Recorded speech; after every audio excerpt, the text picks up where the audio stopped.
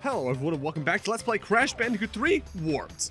In the last part we started off tier 4 and now we have two of the longest levels in the game.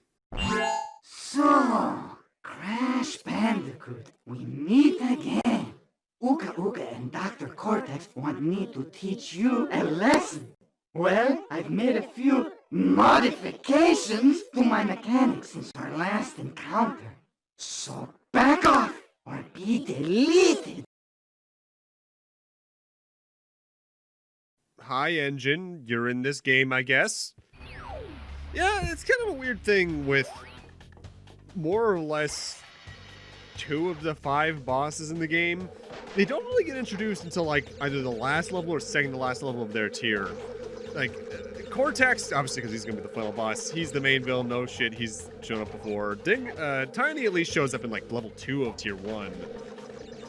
And Entropy showed up in one of the intro cutscenes, but Dingo, Dial, and N.Gin just kind of get the shaft in that regard. Either way, welcome to Future Frenzy, Actually, I think, is this the last aesthetic we haven't seen yet for levels? Either way, the future levels are easily one of the more intense levels in the game because they have a few more mechanics than most of the individual running Crash levels, be it conveyor belts, lasers that can hit you out of nowhere, platforms that flip depending on a certain internal timer, and otherwise just a lot of death. And these also are arguably some of the longest levels in the game, and I think this level in particular has, if not the highest box total in the game, the second highest box total. Also, a weird little thing, and the background from this portion on is going to have a lot of reflections in the background. Aku doesn't show up in your reflection for some reason, unless you're playing the Insane Trilogy, in which case they fixed that problem because PS4. Now, as you may have seen back in the level select, there is a second gem in this level, and I'm going to tell you outright, because of that gem pathway, we also can't get the box gem here, so it's not worth going after everything in your way. Originally, it was not going to be what, you weren't going to access the gem pathway the way we do in the final game. It was originally going to be a death route, similarly to some of the previous levels. But no, we need to get something related to the relics, which again, I'll get to later because I have a whole conversation to have about the relics in the game when we eventually get to that point. Probably 2 parts from now, I'd assume, based off current trends. And interestingly, because of that relic system, this is one of the 3 levels in the game that second gem isn't tied to obtaining a color gem beforehand. Theoretically, though, it is possible to get every item in this stage in one go depending on when you're going for certain artifacts. As if you get every relic in a stage as you go, you can get everything here first try because you can have 23 relics by this point, but that's more to be moved on to when we get there.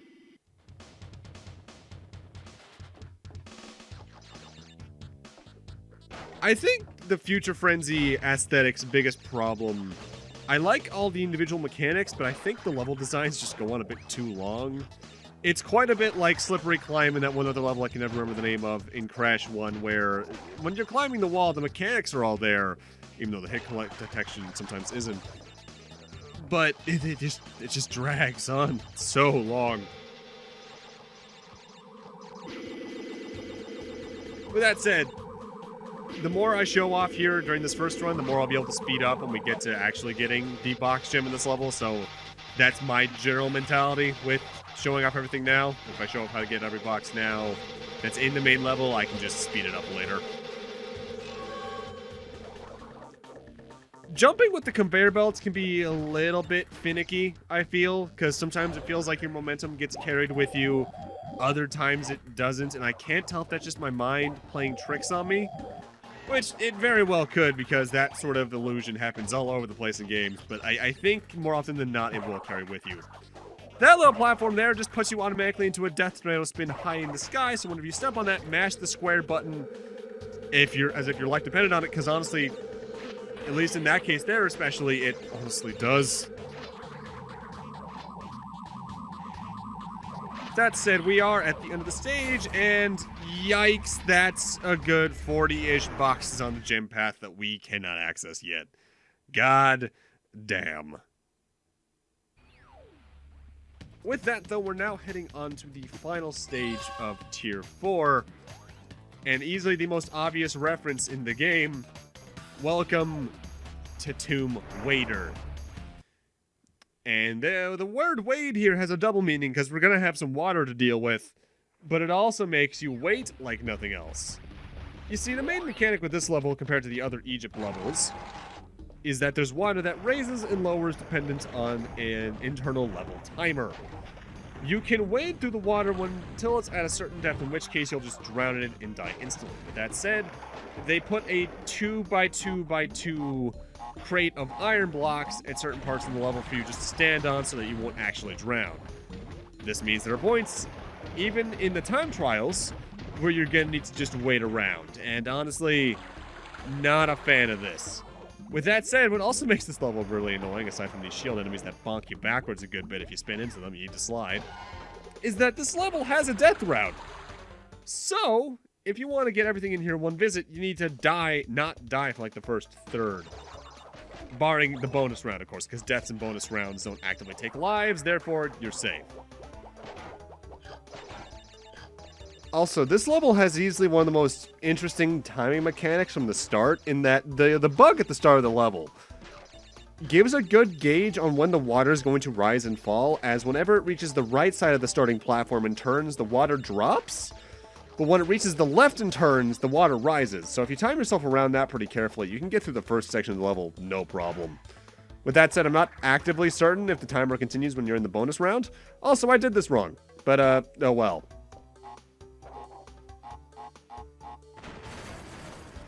I believe there's a bug that sometimes makes that TNT crate not spawn, so if that doesn't happen, you have to restart the bonus round.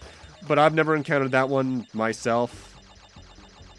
Because honestly, my little bug magnet tendencies for certain games applies more for 2D platformers than 3D, because I've run into some weird bugs in my life.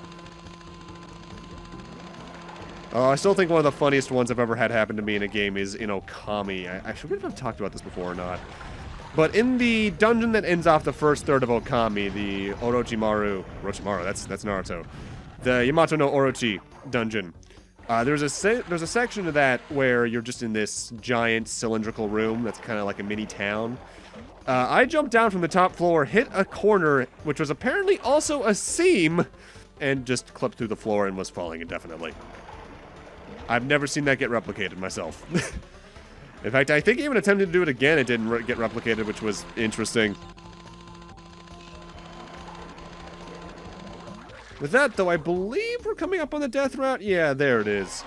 This is for the blue gem, I believe. So, yeah, make sure you get this safely, because the blue gems needed to get other things. With that said, I believe I mentioned this back when we first encountered a death route, but like in Crash 2, if you hit a death route and die, you're safe. As at that point, well, you're safe. Because the death route's been triggered, therefore it knows you've gotten this far without dying. They treat you a bit safely because of that. I'm glad they always made that design decision, even as early as Crash 2, because if it happened in such a way where if you died on a death route, the death route despawned, that would make me reasonably upset. Also, not for nothing, I talked about how I don't like the water levels in Crash 3 that much. Crash 3's got some pretty good-looking PlayStation 1 water. Like, this looks better than any of the water I've seen on the N64, even a lot of the other water on the PlayStation 1, and even some on the PS2.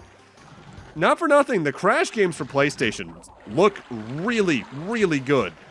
And I would argue better than the ones in the PS2. Except maybe Insanity. The one where you work with Cortex. That one had a nice little style going on to it. With that, though, since we've reached the end of the death route and gotten ourselves the blue gem, like I did in the first level that had death route, I'm just going to take a death and start from the main level from here, because the only crates you can break on the death route are nitro crates, and well, there's a nitro activator later in the stage anyway to take care of those.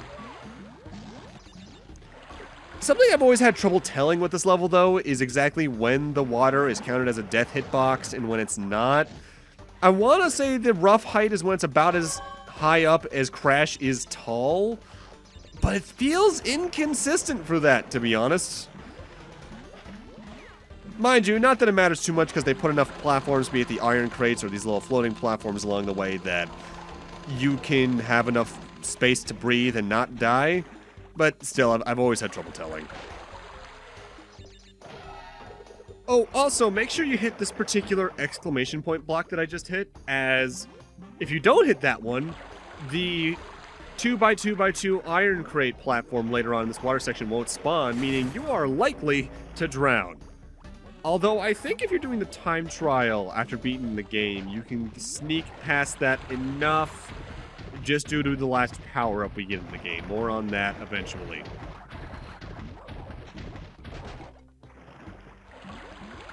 Also, I should note, I do believe whenever you hit these little gears, the door that they open eventually does close, so make sure that you hit it at a point where when you know the water's, safe to go into or not, as otherwise, you're gonna be taking a death more than likely, and that's no good.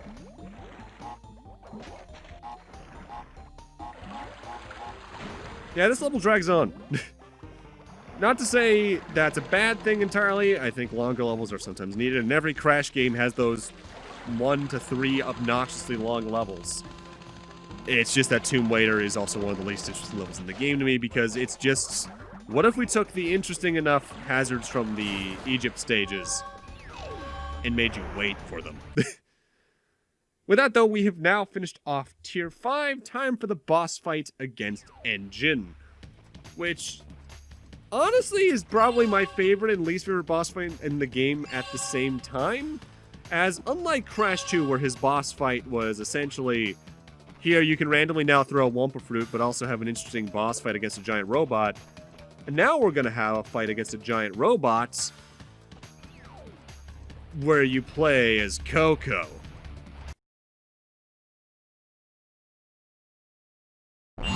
So, you want to go a few rounds? When this is over, we'll see who's obsolete. Alright, so for the N.Gin boss fight, we're essentially one of the dogfighting missions in terms of control, press circle to fire forward, and similarly to Star Fox, aim for whatever parts are glowing yellow, and then they'll eventually get destroyed by your fire, and then he takes damage. There are 5 sections here in Phase 1 of the fight that can take damage: the 2 miniguns, the 2 missile launchers on his shoulders, and his stomach at the core, though I forget if the stomach can actively fire at you. But that said, I did say Phase 1 because this is a 2-phase boss fight, and I'll be real, Phase 2 drags the hell on because he has like 8 health, I think. And sometimes it's hard to tell with depth perception if you're actively damaging the thing that you're supposed to be shooting at. Even with the sound effects that say, yeah, you're hitting this. That's what the little metallic thud sound effect you're hearing is. I believe that's me actively hitting the fight. I like this boss fight in concept a lot, but I think in execution it's a little bit clunky. This is one of the few boss fights I can say for a fact I think Insane improved, because I felt like I was definitely hitting the boss with better consistency in that version. Alright, for Phase 2, we now have to deal with 4 missile launchers, 2 homing shots, and 1 giant missile you need to make sure you take it, because otherwise that thing homes on you with deadly accuracy, and you're just going to take a shot. With that said, he also has 7 health. So, because this fight is more or less just dodging the same attacks over and over again, managing the shots coming towards you as much as you are firing at him, I'm going to be speeding up a good portion of this phase, as otherwise we're going to be here for 5 minutes, and I'm not exaggerating on that, because, compared to the main dogfighting levels, though, I feel your health is pretty high here. Like, a single shot doesn't drain your health as much as the bullet fire during the dogfight stages actively does, because those planes, they can drain your health mighty quick.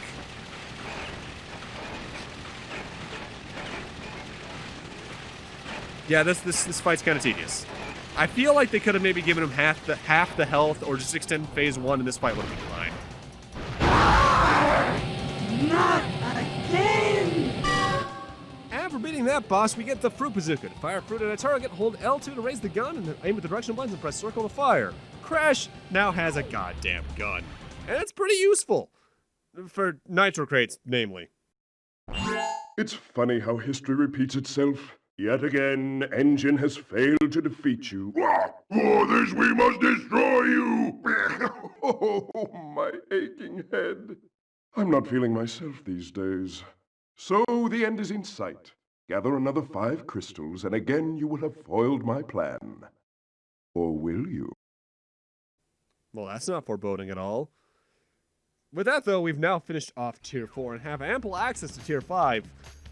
But we just got the blue gem, which is used in a Tier 4 level, so let's head back to Sphinxinator and take care of that. And now, normally this is where I would hit the Insane Trilogy music and speed up this entire stage. But I figured, you know what? Let's show off the left path here, because I showed off the right path when I was going for the box gem. This is where they intend for you to learn how to use the Death Tornado Spin. Safest way to make it over that pit is do a slide jump, do a double jump then and there, and then mash square up the Death Tornado Spin to get through, no problem. But yeah, the Fruit Bazooka is an interesting ability, but it's one that is very situational, I'd argue.